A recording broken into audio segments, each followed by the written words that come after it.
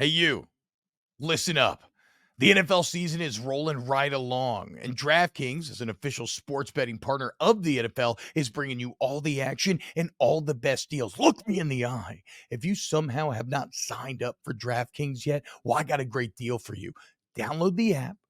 Use the promo code T-Bob, T-B-O-B, and when you bet $5 on any NFL game, you get $200 in bonus bets instantly, which you can then go play with. But T-Bob, I love snaps, I love you, and I've already signed up. Well, guess what? DraftKings is taking care of all their customers throughout spooky season as you get game day sweeteners the entire month of October. So whether you're new, whether you've been around here for a while, DraftKings is the most fun place to play. It's taking care of you. Again, if you're signing up for the first time, promo code T-Bob, $5 NFL bet, nets you $200 in bonus bets instantly. So let's have some fun watching the games this spooky season. DraftKings, the crown is yours.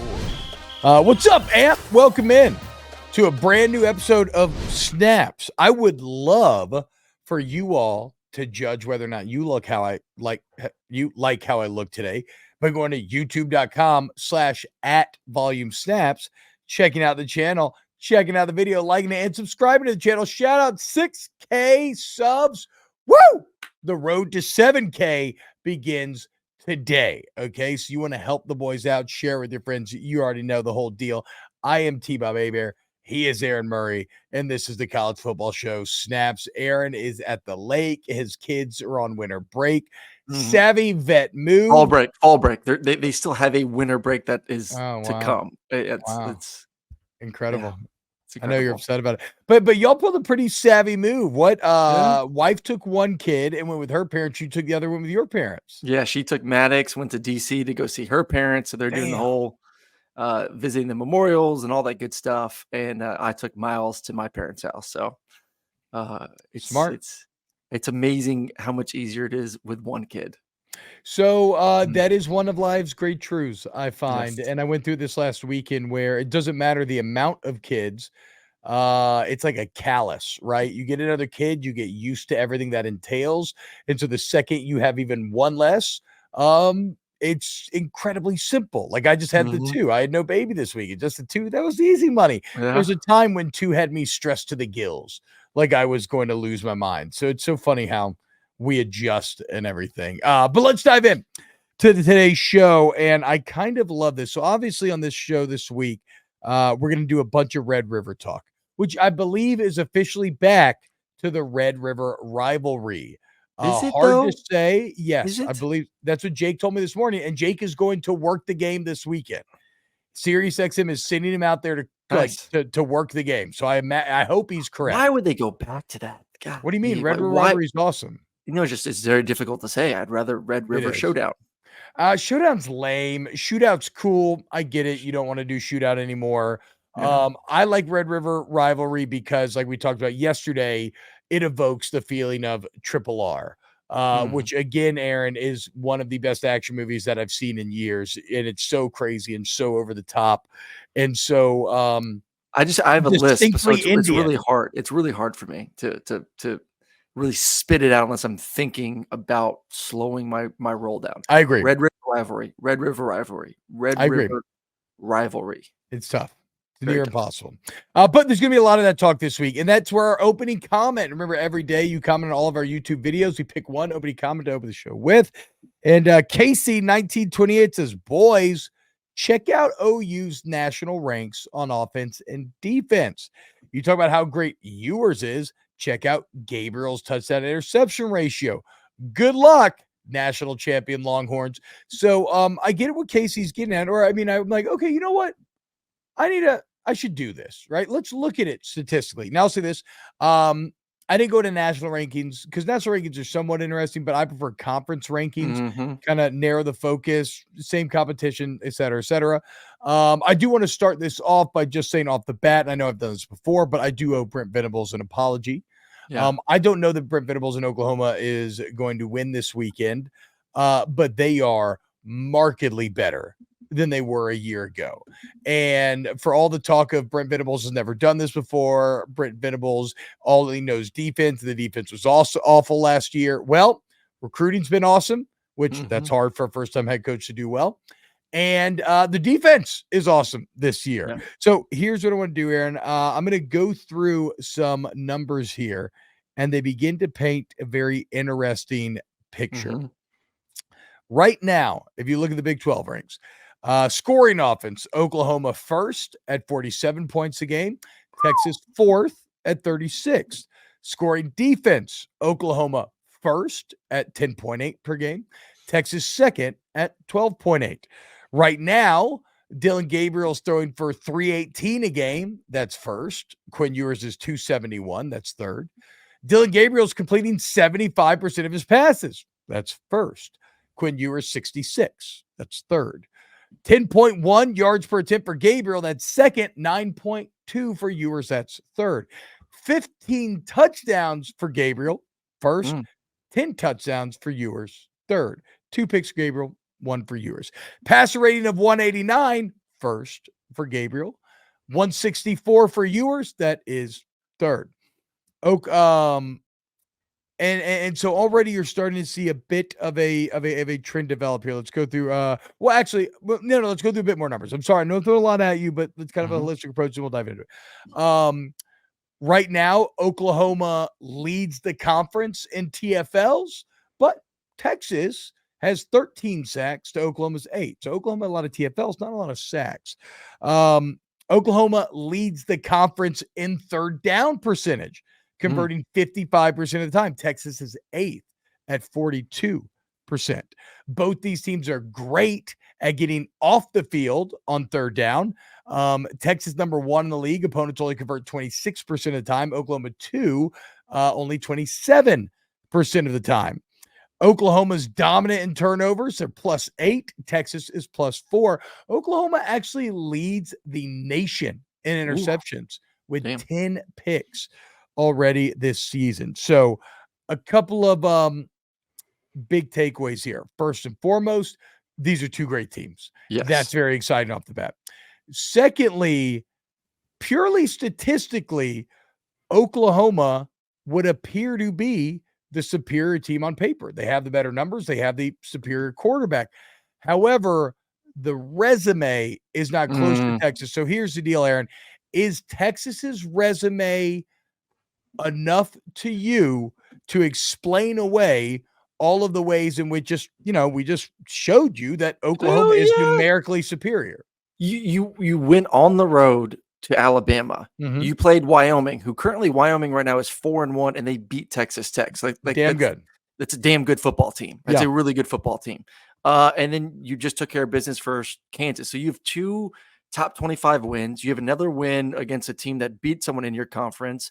That's 4-1 currently right now. And you flip it over to Oklahoma at the moment, Arkansas State, SMU, Tulsa, Cincinnati, who's somewhat of a turnover machine right now. So you got some issues there. Cincinnati's bad this year. Yeah, Cincinnati's, I wouldn't say they're bad. They're not great. And they lost to Miami of Ohio and BYU. Okay, Cincinnati's not good this year. Okay. I mean, and BYU is pretty good, but no. BYU is pretty good. And then Iowa State. Like it's hard because you looked impressive. Like they've taken care of business. The Cincinnati game was a little bit close, but like for the majority of those games, like they beat teams the way they should beat them. Yeah.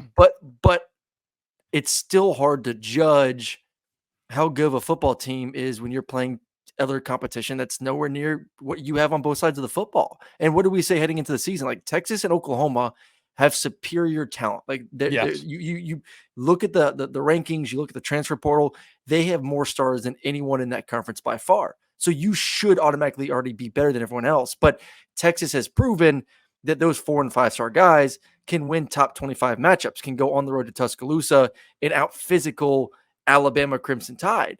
I have yet to see that from Oklahoma. I think they're a much improved team from last year.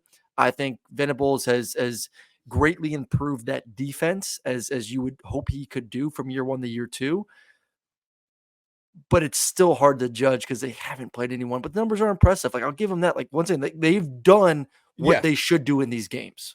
So that's where I think it's a bit interesting is the resumes, the difference in resume is enough to me to explain the difference in numbers. Yep. But it's not enough to tell me who the actual better team is. Mm-mm. Because as you said, you can only beat teams so badly. And so is it you play Arkansas State? Okay, yeah, but you win 73-0, Yeah. 66-17 against Tulsa, 50-20 against Iowa State.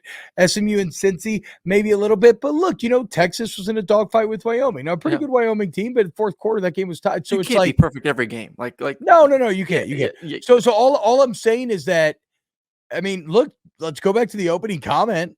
One of the few opening comments that we read on this show that isn't either calling me fat, you delusional, or you hot. Like, no, like, I mean, Casey kind of got my mind churning a little bit here where I was kind of feeling, okay, this is probably going to be Texas no matter what. I don't know. I think I'm guilty of ignoring Oklahoma. And now I got to get in the film room and watch it because, like, I can't tell on paper who I think is better because of the mixture of resume and numbers. So now I'm going to have to get in the film room and go really buckle down and watch some Oklahoma and try to decide because, like we talked about, through watching Texas, we believe it may be the most complete team in the country because what our eyeballs are telling us. The only Yep. time I really watched Oklahoma this season, even then it was one of the corner games, was Cincinnati. And look, the defense has been good in all of these, right? Yeah. So it is what it is. But so yeah, I need to go watch some Oklahoma film, but certainly Casey's got my brain spinning, showing that, okay, this OU team, maybe we are guilty of just talking Texas, when Boomer Sooner deserves a little more shine as well. No, they definitely do deserve shine, and I'll tell you this right now, like, these 2 teams will play again this season. Like, they will be back. I'm 90% confident in my bones right now that you'll see these 2 teams competing for a Big 12 championship. So this won't be the last time you see them. They have both. Do you even West Virginia, Aaron Murray? No, Okay. I do not. Sorry. 4-1 Mountaineers. What the fuck is wrong with I you? know Quad Bob is feeling some West Virginia action right now Damn. after his trip there and getting his first scholarship offer. But Well, I am not feeling the Mountaineers. Like these 2 teams are playing as they should right now.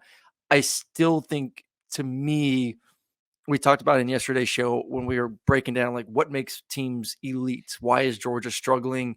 Why is Texas excelling? Well, they're dominant in the trenches. And I look at Oklahoma right now, and to me, they're still not that physical in the trenches on both sides. a lot of And TFLs. I don't know how they're doing exactly, but once again, 42 I TFLs. think that number is skewed to the teams they're playing and the Okay. aggressive nature in which they play. Like I think their linebackers are great. Like Danny Stutzman at linebacker, dude is all over the place. I mean, he as soon as you turn on the defensive tape, you see him flying around, making plays left and right. I don't think the line of scrimmage on either team is to the level of Texas. Like Texas is, to me, this year the most consistent team on both sides of the football at the line of scrimmage. And I don't think Oklahoma's quite there yet. Like what Venables does makes up for it though. He presents you a ton of different. This is why they struggled last year, because he tried to do all this in year one and they were thinking too much instead of just reacting and playing. And it seems like this year they're lining up correctly. They'll give you a 3 down front. They'll go 4 down front. They'll give you a bear front. They're bringing unique pressures from the linebacking position. They're bringing safeties. Like they're doing a lot to compensate for not being, I would say, as physically gifted or as talented as what Texas is. So that still can give teams problems. It's going to give Texas problems. It forces an offensive line to take their communication level to another level. So or communication ability to another level. So I think they're doing a great job there. Schematically, they're very sound, very very sound. But I So still think there's some questions I need to see about what they can do handling. I think a more physical Longhorn football team.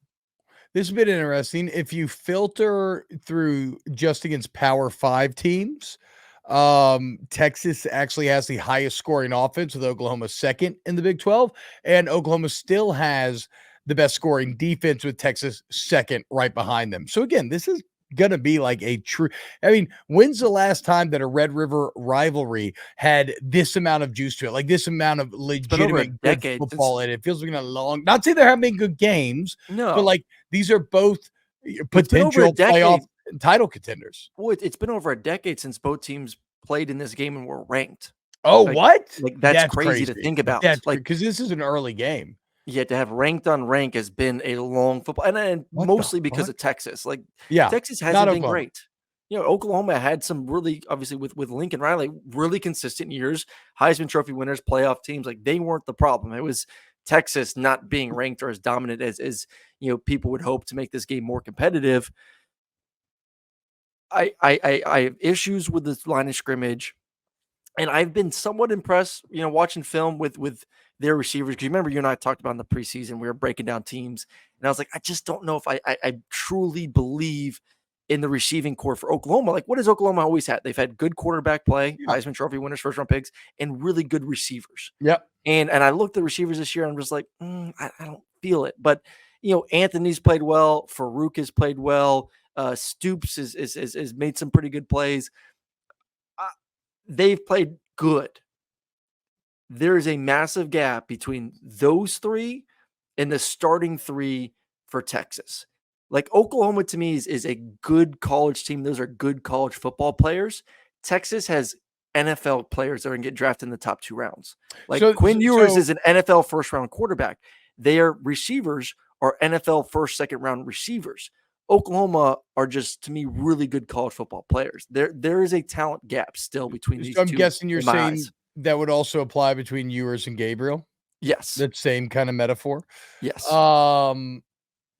I don't know. I used metaphor correctly, but fuck it. Let's just move on. So what comparison? It's kind of funny because, like you said, the reason why it has been ranked unranked is because of Texas. Texas hasn't been very good for a long time. So why then does it feel like there's more pressure on Texas going into this game?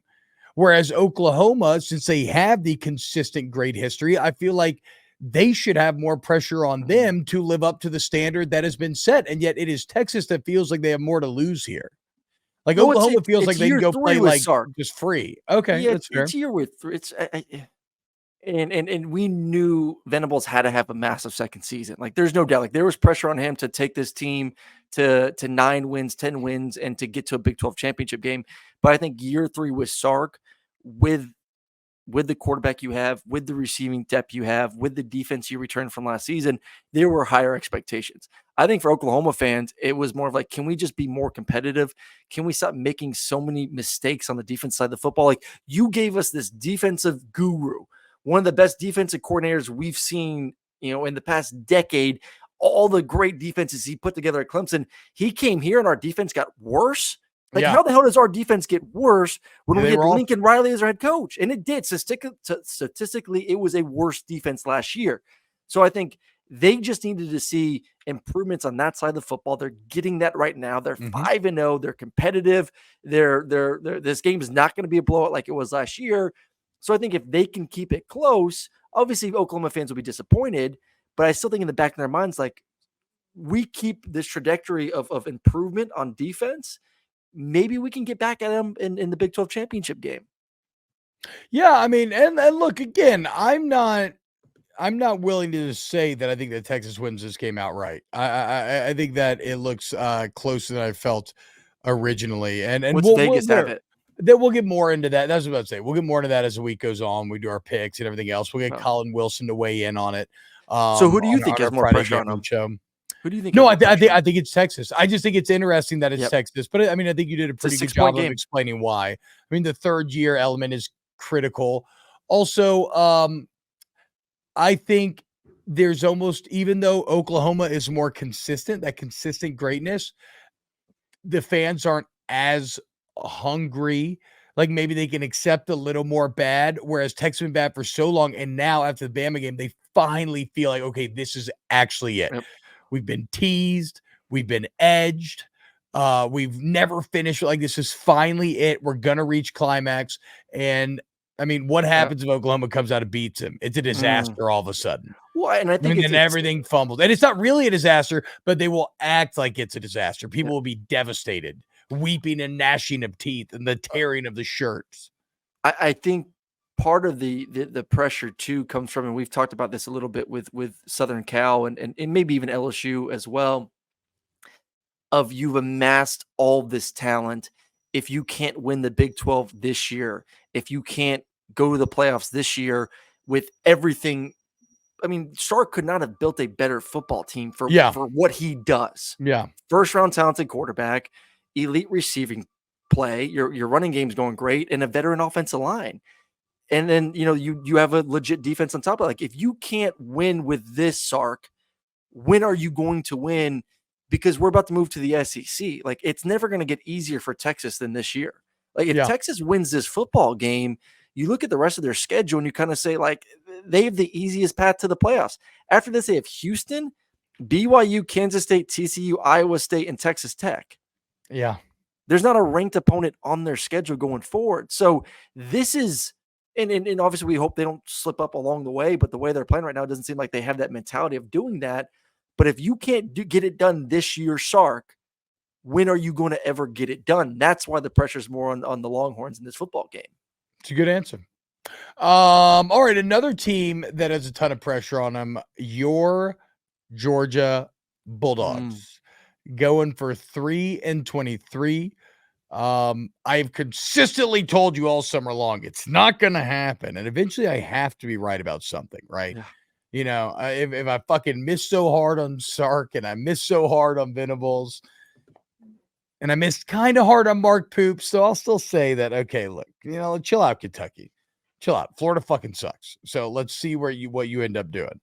But I got to be right about something eventually. And I feel like the Georgia take is maybe the goose that laid the golden egg.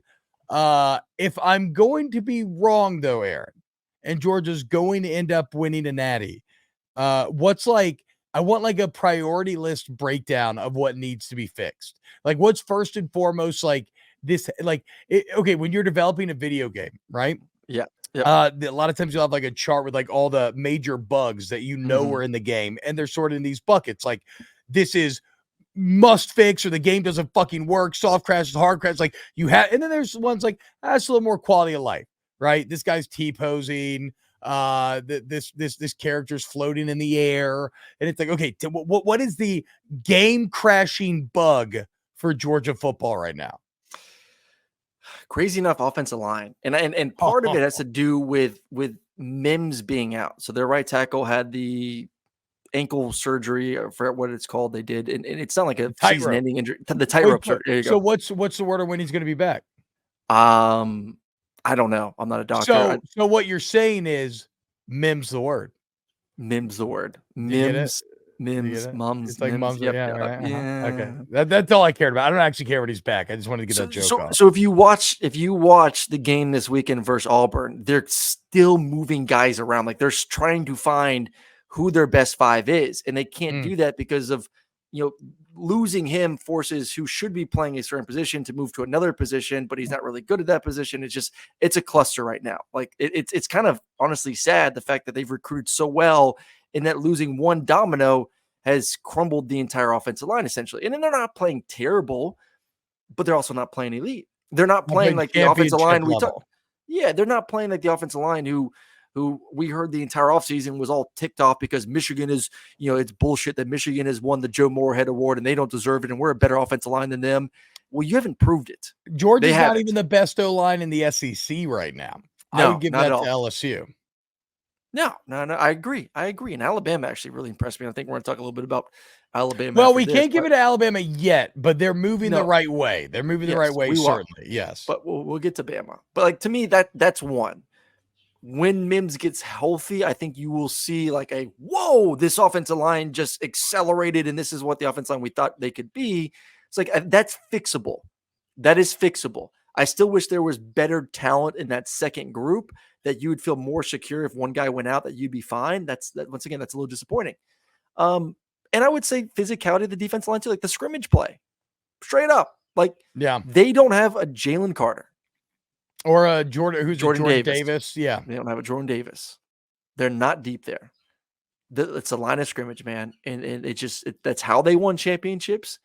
And that's where they're struggling at right now. Does Kirby ever, because one of the things about this Georgia defense, you correct me if I'm wrong, but I believe how they've made a lot of their hay the past couple of years is because they had Jalen Carter and Jordan Davis, these incredible 4 downs.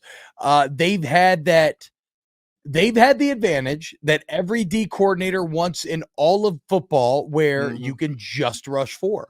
Yeah. And you can hang back, you can play coverage, you don't have to add guys. Is it dire enough on the defensive line where the Bulldogs have to start adding guys into the mix? You saw a lot of pressure versus Auburn, and I think part of that had to do with what Auburn was doing on offense. Yeah, and they can't But fucking throw the ball. Like, I would rush yeah, Robbie Ashford and Peyton Thorne as well and be like, "Yeah, I'll I trust would the too. secondary." Well, and I do think they do trust their secondary. I do think, Everett has improved. I mean, you look at the secondary. Malachi Starks is maybe the best safety in college football. Javon Bullard's played really well. Lassiter is a tremendous physical corner on the outside. Tyke Smith at nickel looks great, healthy. It's just Everett through the first part of the season, and that was Kirby. Kirby said this offseason, like, I don't know who's going to be our number 2 corner. Mm, Like that's an ongoing competition right now. And Everett started off slow. He was better this week, but once again, it's Auburn. It's not like Auburn has elite receivers or an elite thrower of the football. So yeah, he played well, but do I trust him later on the season if they have to play a Texas that has 3 receivers, an Ohio State, some of these teams that want to put an FSU or an LSU if they make it to the SEC championship game? Like, I don't know if their number 2 corner is good. So that would be 3 on my list. 1 offensive line, okay. 2 kind of the physicality at the defense line position, and then 3, how much does Everett improve throughout the season is a big question because they've had last year Lassiter on one side, Keely Ringo on the other. Malachi Uh, Starks, Chris Smith. I mean, they were in Javon Bullard at nickel. Like, that was a hell of a defensive backfield. and then is the running back room and the offensive weapons still injured to all hell? Why do the weapons kind of feel like I mean, has Mm, Lad McConkey played yet? Like, why do yeah. the weapons feel like Brock Bowers and then nobody else sometimes I this year? see. I think they're getting healthy. Lad played last week. It was more on, big play downs, mostly third downs, and he kept making plays. Like, it was third down, it was Lad McConkey time. So I Mhm. think he's going to continue to work into game shape and play a bigger role. But I think the running backs have played well. Like, Dejon's played well at running back. I think Dylan Bell needs to get rid of number 86, turn to a 20 or 30 number, and just be a full time running back because I think he's explosive. So I like those two. I think the offensive line does not help them out, especially last game. Marcus Rosemy, Jack Saint, I believe, has played well. Dom Love, it's been a little bit slow. And I think Ra's finally picking it up for them. So I think this is an offense that is right now playing the worst it's going to play this season. I think Uh, I think I think the offense has a pretty high trajectory right now with oh, you mean what you can happen. hope? You mean you No, hope? I know they will be. Oh, you think? Okay, No, I know they will be. okay. Wait, so who's the running back coach of Georgia right now? Is it BMAC? Who is the running back coach? No, BMAC's receivers. I don't know. You know what I would say? I would tell him, dude, you're getting Adele. Dell McGee. Right? No, No, you get what I'm saying? no. Because you said you wanted the guy Dell to switch from tight Oh, end to running back. Dylan Dylan Bell. Dell. Bell. Oh, Bell. Bell. Bell. Bell. Shit. I had to listen to you talk for like 3 minutes while I workshopped this joke, and you're telling me I had the name wrong the entire time? But the running back coach is his name is Dell McGee. What the But fuck are it's the Dylan chances? Bell. You're Bell. telling me I went for this Dell joke even though it was Bell, but the running back's coach's name is actually Dell? That's Yes. kind of fantastic. Who would have guessed? Ryan Brumley wants to know what we think about the nickname McConkey the Honky. Sounds problematic, but Yes. accurate. Mhm. Yeah. Even though I don't know. I mean, Brock Bowers, a white guy too. White guy alert. How y'all having so much Someone success posted a picture the other day. It was after, like, Lad obviously had his first, game back, played well, and obviously Bowers played tremendous, and they photoshopped their faces on top of, like, a white wine section that said "Fine Whites," and then, like, their faces on top of it. It was so good. Oh, I fucking love college football memes. Yesterday, my boy SEC Mike sent me a post of did you see the old Miss kid? And I can't believe we didn't play this on the show. We need to sometimes. Did you see the old Miss kid flip off the goalpost?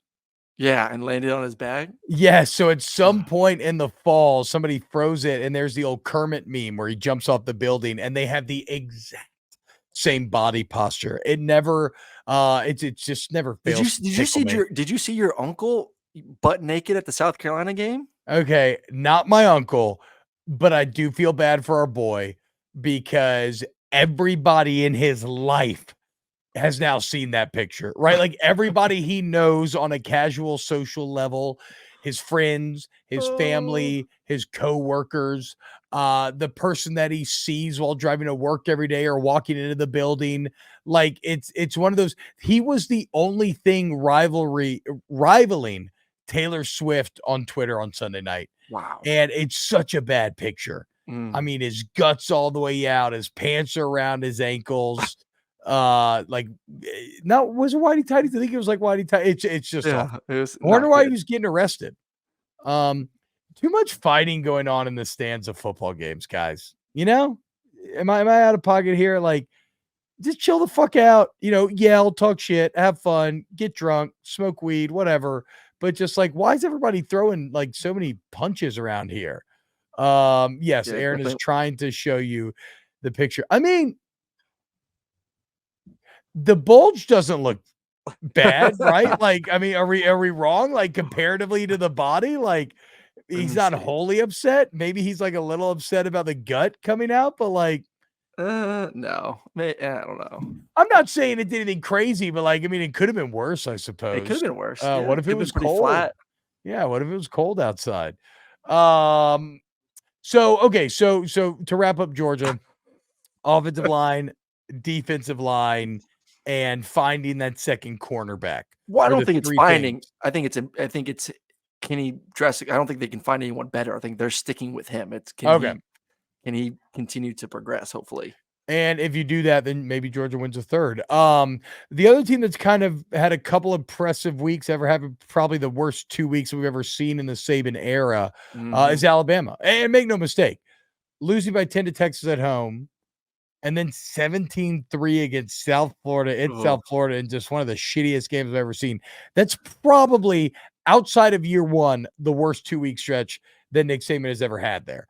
Um, but they've come back and they've looked pretty damn strong. yeah. First, it was Ole Miss, and well, that was just a complete throttling confidence gainer. After a tough first half, they come back in that second 30 minutes and just completely take over. And then they go to Starkville and they dominate Mississippi State. I don't give a shit about the Mississippi State game that much because, I mean, even LSU's defense dominated them, right? That means nothing. But I also saw LSU's defense give up 700 total yards and 7 touchdowns to Hmm. Jackson Dart and company, and they looked hapless against Alabama. So I think I don't know what you would mean by figured it out, but I do think this. I think Alabama has gained clarity ever Yeah. since you heard Nick Saban after South Florida say, "No, look, Jalen Milroe is the guy. We Yep. love how he handled the benching, yada yada yada. The other guys obviously suck." I do wonder now. I thought this was crazy at the time. I'm almost wondering now, did he play the other guys as some sort of like public statement of like, "Hey, look, it ain't gonna get better." That still seems weird that he would do that. Maybe he really did just want to give them an opportunity, but like they gain clarity where Jalen Milroe's clearly the guy, and therefore you have to make the offense work therein, right? Like, Yep. and that means running, relying on this offensive line to just run people over, and then throwing off of the run, and it's worked to great effect the last Yep. couple of games. I know you want to discount the Mississippi State game, but it's hard for me not to watch that film and see how physical they are at the offensive line position. Like they are monsters. I mean, they are gigantic human beings that are bulldozing other grown men to the ground over and over. I mean, at one point, the right tackle lifted up a defensive tackle and his feet were off the air, were in the air. I'm like, that doesn't happen.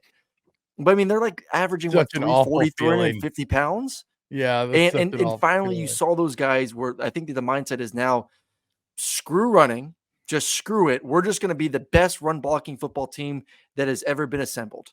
And that's all we're going to do because we ain't going to fuck around and ask Jalen to throw the football 20 times a game. If Jalen has to throw the football over 20 times in a game, Alabama's probably in trouble. Yeah, They're sure, probably in trouble. And I think they sure. know that. And the pass protection has not been great. The pass protection was not great versus Texas.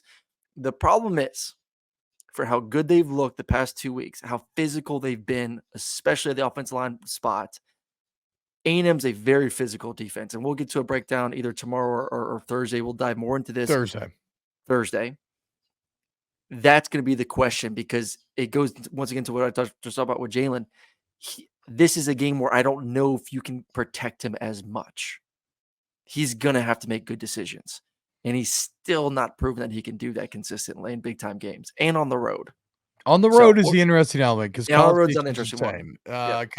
College Station's insane. It's one of the College hardest Station's things gonna to be play in the nuts. country. They're going to be thirsty Yep. for blood. Everything's kind of on the line for Alabama going into this.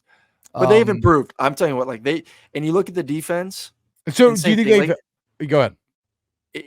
It goes back to like, Mississippi State's a bad football team, but like you can still watch a game and be like, damn, like they are firing on a lot of cylinders right now. Like their offensive line's playing incredibly. I think the defense is fast. They're physical. They're really talented on the back end. It's a great defense. It really is. I mean, this is an incredible defensive football team. Yeah. It just comes down to the one weakness is Jalen throwing the football. That's it. I mean, that is like I even think the receivers But they're are going to be terrible. but they are hard to make. Everything else is throw great. the ball. Yeah.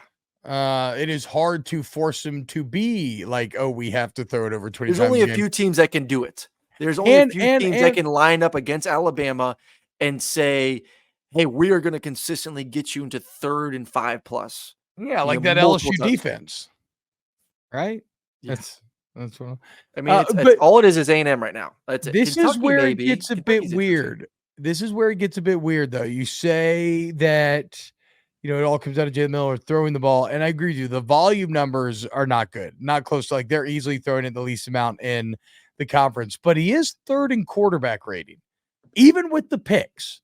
So, like, when he is throwing it, he's being pretty damn efficient in terms of creating chunk yardage, creating touchdowns. Again, I agree with you that that's still the best path to beating Alabama. I'm just pointing out that that's how good Alabama kind of remains is you're like, well, you got to force him to throw, and you're still dealing with the 3rd highest rated passer in the SEC behind Jaden Daniels and Brady Cook, ahead of Jackson Dart, Graham Mertz, and Carson Beck. Your boy. It's just don't make the big mistakes. Yeah, that's why I'm shocked though that his rating is that high, because the 3 picks that he have done have been horrible. Yeah. All right. That'll do it for today's show. A little bit short today. We had some crazy just schedule stuff today. Yeah, we had crazy schedule stuff today. But we're very excited. Be back tomorrow. Got another great one playing for you. I got plenty more thoughts to get out this week. YouTube.com/@volumesnaps. If you want to like, subscribe, the road to 7K begins now. Help us out, please, if you like the show, right? Or if you don't, you could still help us, but I get it. I'm not making you. And then you can always just Google Snaps Podcast, rate it, review it, Apple, Spotify, doesn't matter. Huge thank you to Ryan Brumley, Paul Farrington. I gave Paul some stolen valor there. Paul doesn't work with us anymore. Ryan Brumley, Pat Gunther, Danny Cardenas, Chris Train, Christian Hunter, and Adam. Gracias. And I say gracias for hanging out with us here today on Snaps. And we'll see you mañana.